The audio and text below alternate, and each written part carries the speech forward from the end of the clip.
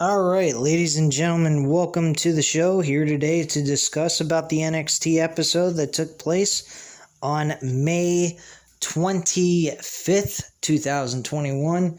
This episode of NXT was not that bad. It had some really good matches. Most importantly, the main event for the NXT World Championship with Karrion Kross and Finn Balor.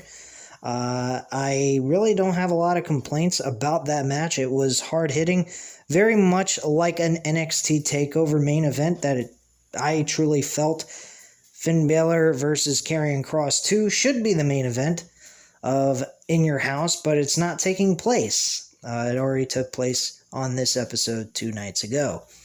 The other thing about this episode, they mentioned about the next opponent in line for the World Heavyweight Championship.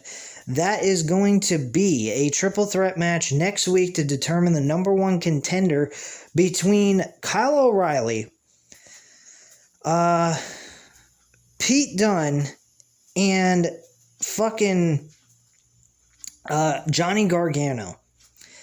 That, my friends, is really a problem in my book. I think it's kind of stupid that they're actually having that match. Personally, they kind of just fucked up altogether. They should have just built up the last couple of weeks they had left with Karrion Kross and Finn Balor. But that's the past. It's over and done with. The episode took place, and that's all there is to it. So let's get into it, shall we? We had Ember Moon and Shotzi Blackheart go up against Dakota Kai and Raquel Gonzalez in a decent, okay matchup that I believe did take place once. It was actually for the tag team titles, and they lost it the very first day they got them to Ember Moon and Shotzi Blackheart. So Shotzi Blackheart and Ember Moon were the second tag team champions going into the tag team division of the women. The action, it was alright. I mean, I didn't watch their first match for the tag team titles. Never watched that episode. Didn't miss much anyway, so it doesn't really matter. So, the match was alright. It wasn't that bad.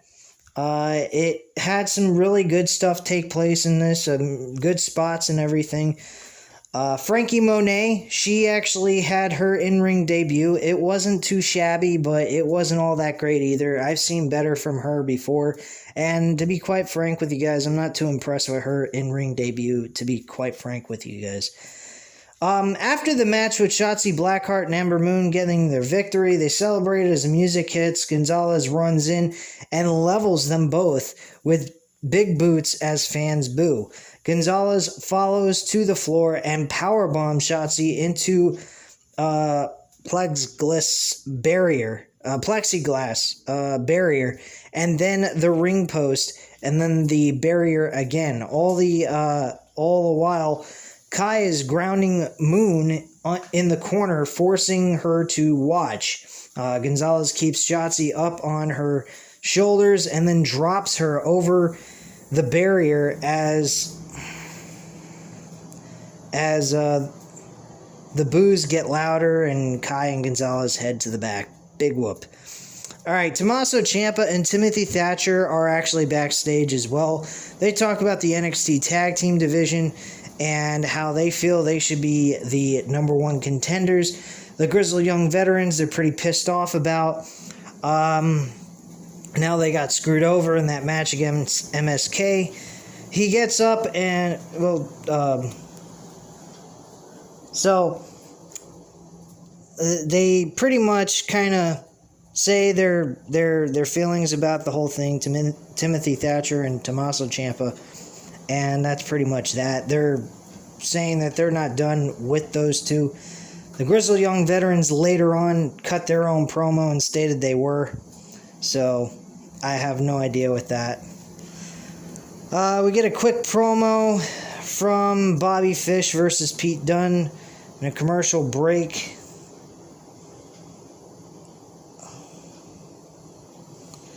And Pete Dunne and Bobby Fish are actually next. This match was actually really good. This could have been on not the main event, what am I talking about? On TakeOver in Your House.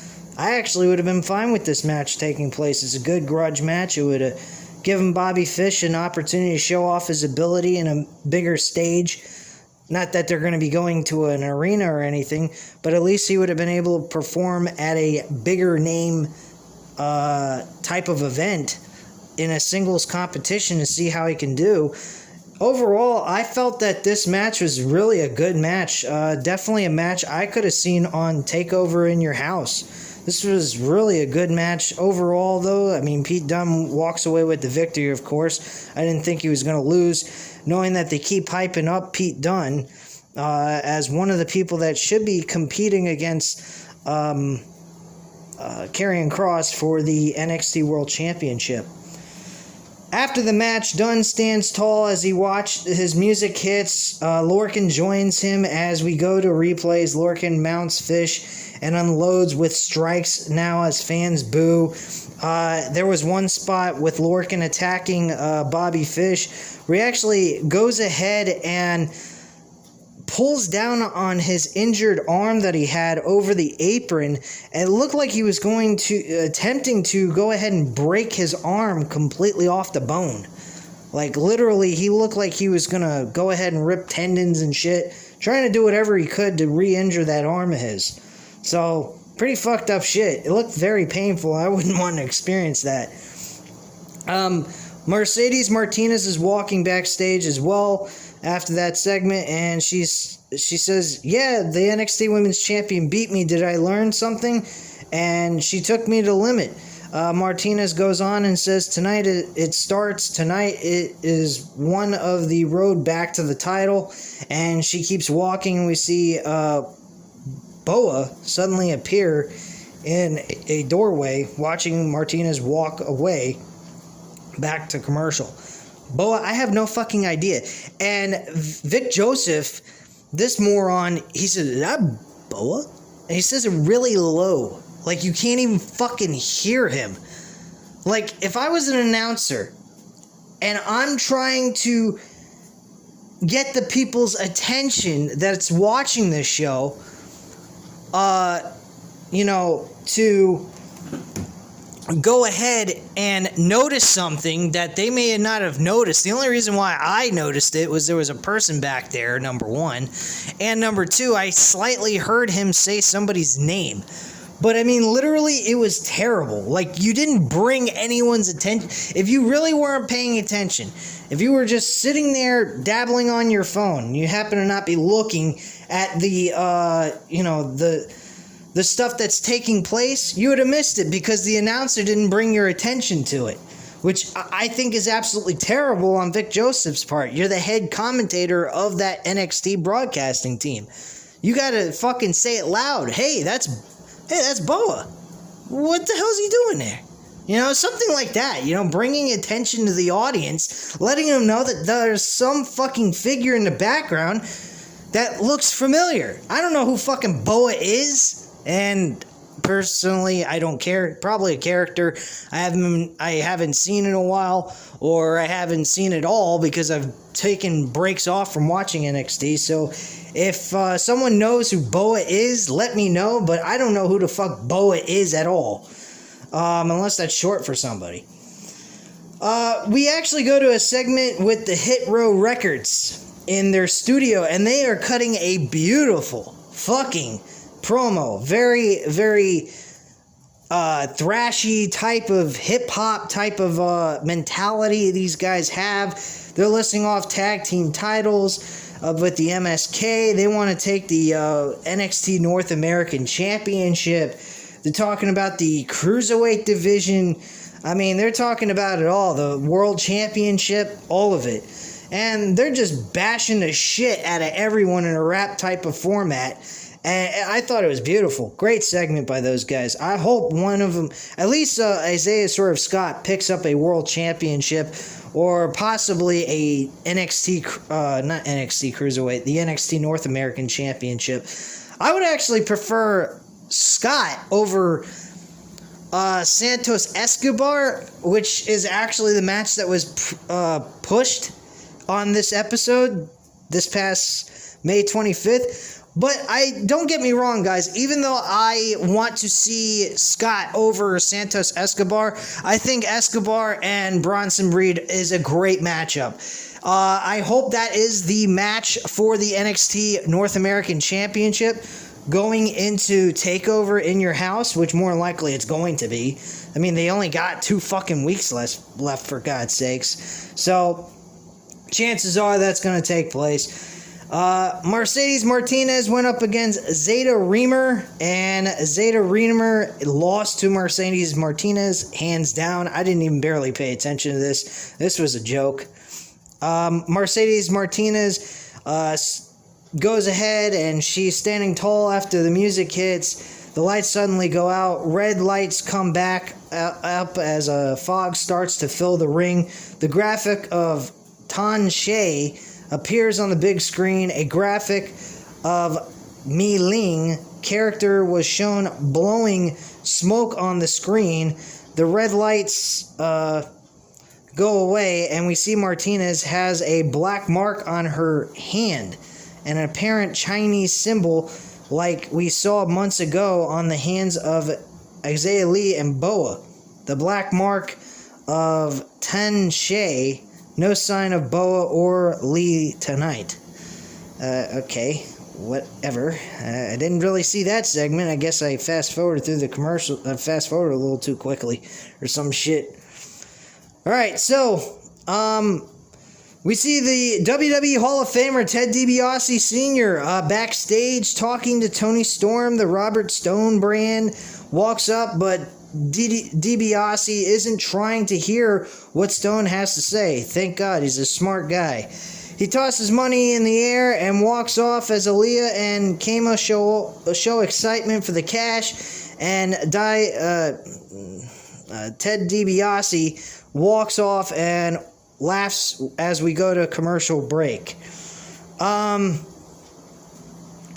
So we go to the ring, and $1 Million Man face off as Cameron Grimes, straight to the moon, baby! Yeah, straight to the moon. Get some oxygen for yourself. You're gonna need it. Alright, so, Cameron Grimes, makes his way out first, and basically, this was Ted DiBiase playing with Cameron Grimes again, fucking with his head, making him think that he gives a shit about him or really cares. And at the end of the day, good old L.A. Knight shows up. He says, hey, I may not be $1 million man, I live comfortably, but man, I am money, and money follows me as I go. And having a guy like Ted DiBiase will only bring me more success. And Ted DiBiase was liking what the man had to say. I personally don't feel that L.A. Knight, a.k.a. Eli Drake, needs to have a guy like Ted DiBiase because the way he can cut a promo and everything. I think Cameron Grimes needed him more, simply because Ted DiBiase is one of the best characters in professional wrestling of all time. But I don't see any harm in it. Maybe give a combination of talking on the mic between Ted DiBiase and LA Knight, and it just makes it 10 times better. But personally, as promos go, LA Knight don't need anybody. But it makes sense to me, because why not have a man who's already $1 million man be by your side than have no one at all? You can always make more money.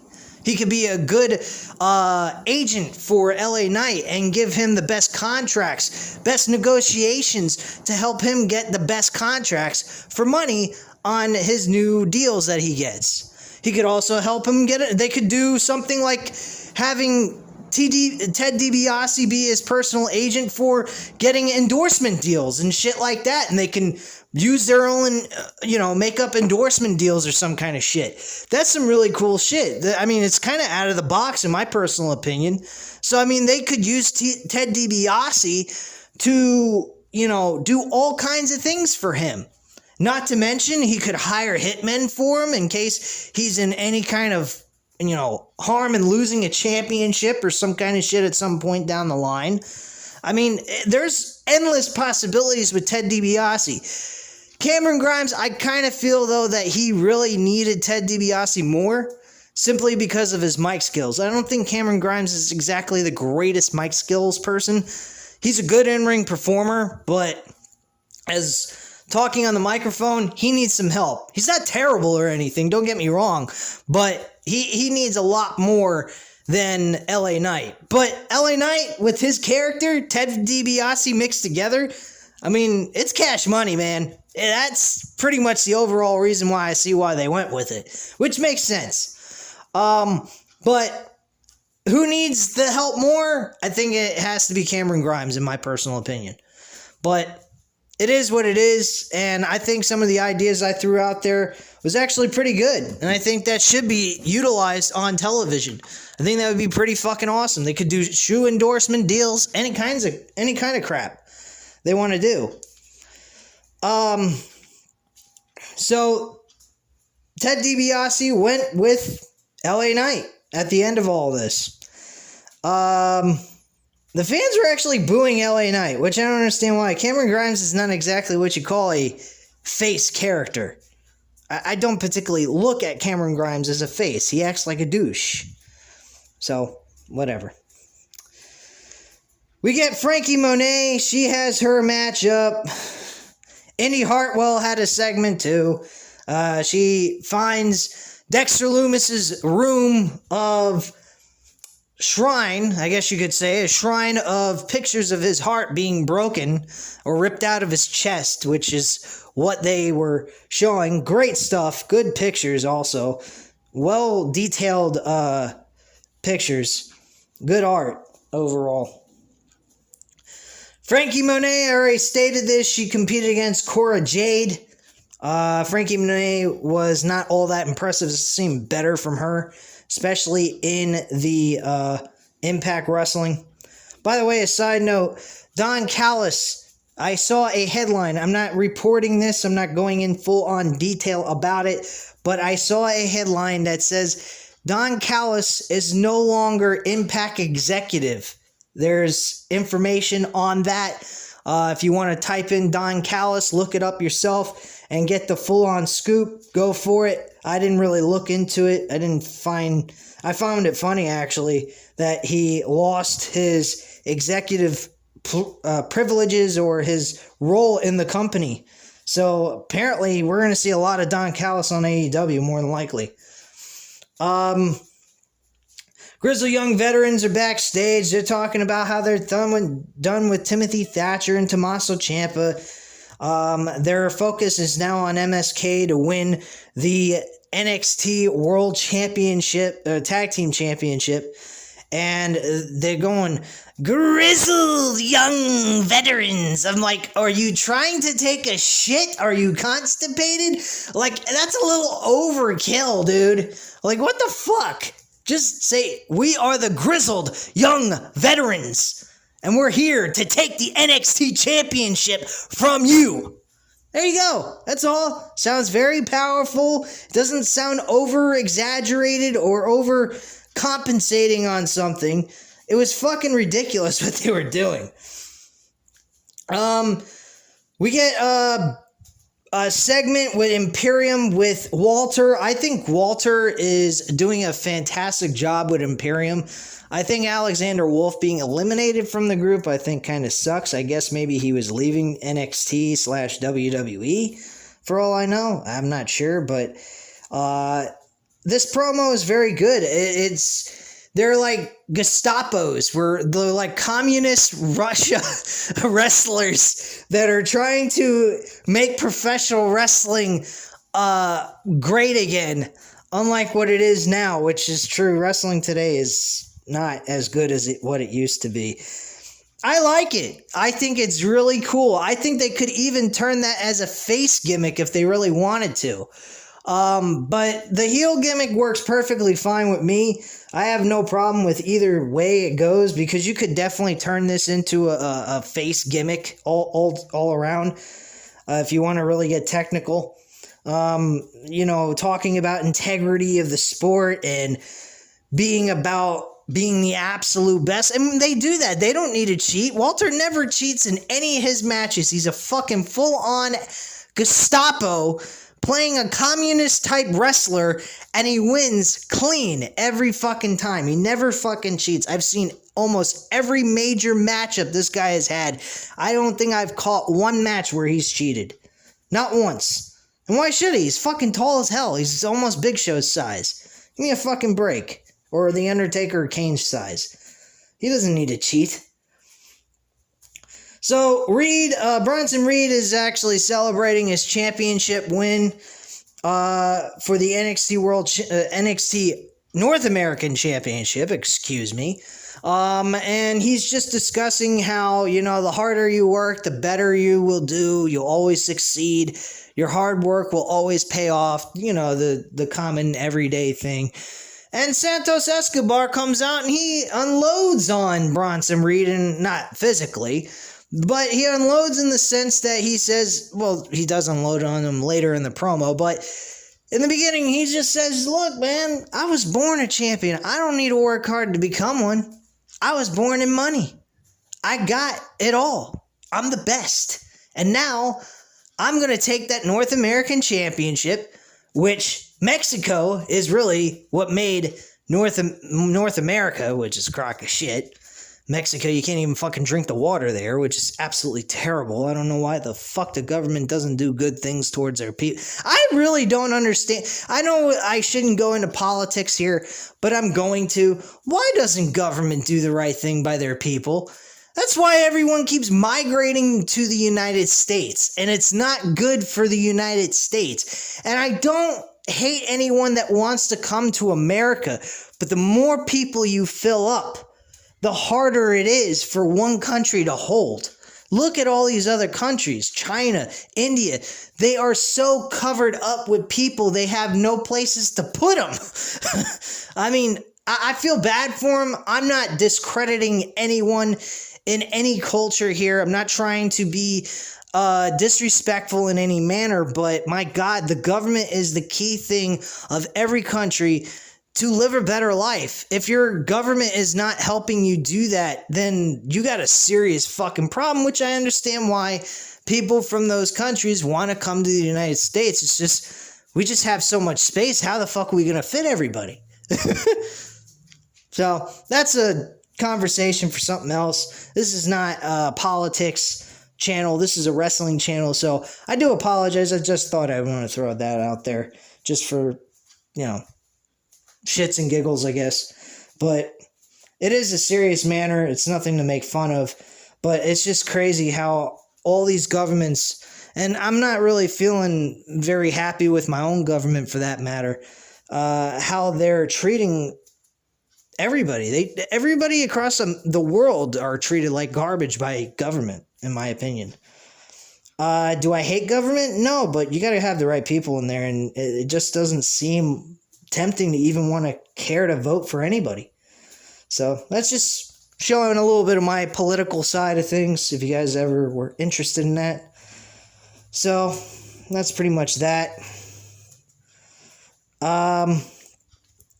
Regal announces about the whole situation with the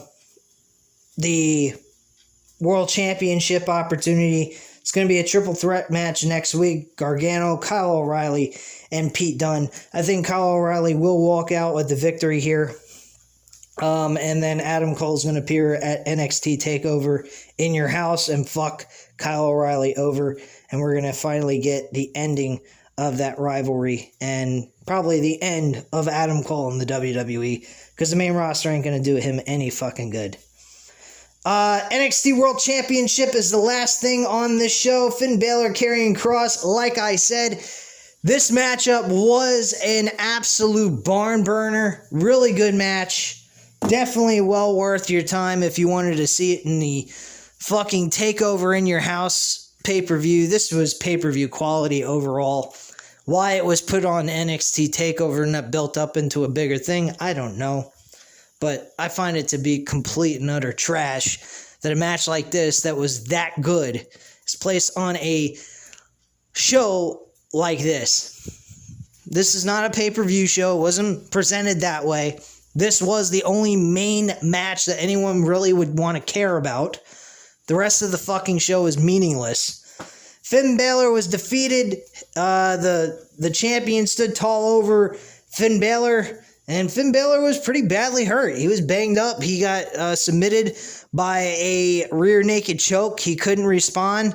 Referee had to call the match and give the victory to Karrion Kross, and that was basically it. There was a logo in the background on the Titantron showing Finn Balor, I think in a way of saying he's like retired or some shit. I don't know. It just seemed very odd the way it was. But personally, I don't think we're going to be seeing Finn Balor on NXT anymore. I think he's probably going to move back up to the main roster. Not that that's a great thing or anything unless he's competing against Roman Reigns. I think the best way they could do this is do something like what AEW does. They always have this wild card, this person that shows up at a fucking nowhere and competes in one of their little ladder matches or their battle royales, which they're going to be having here on this Sunday.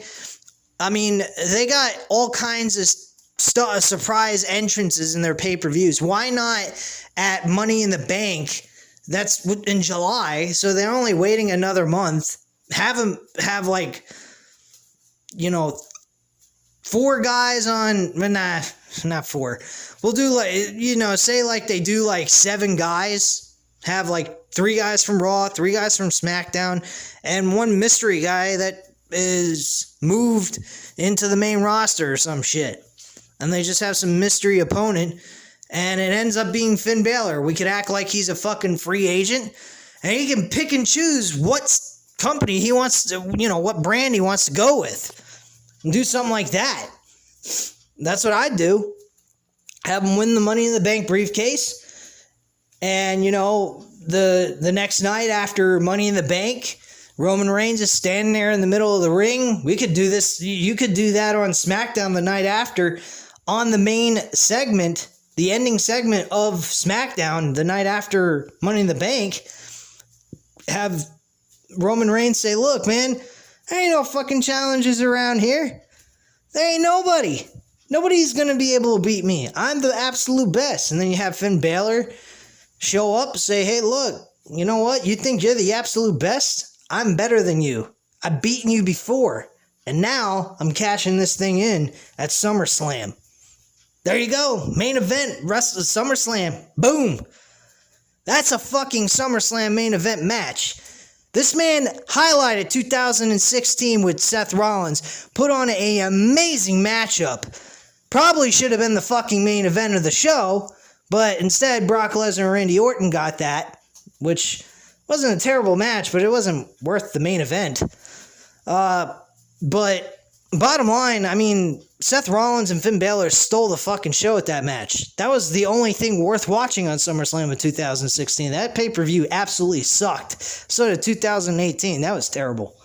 But bottom line, I mean, I would be very happy with Roman Reigns versus Finn Balor and have the briefcase have some fucking sentimental value here and be treated like such. Something that's important. Give it some fucking prestige and make it come across the way it should be.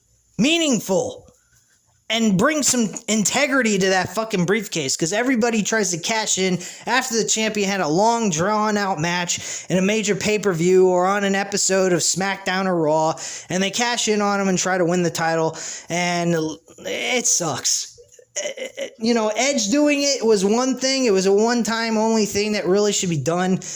I don't know why they don't have these guys challenge their opponents and schedule it for a pay-per-view, giving them as the ability to say, I'm the number 1 contender and jump ship over everybody because they have that briefcase.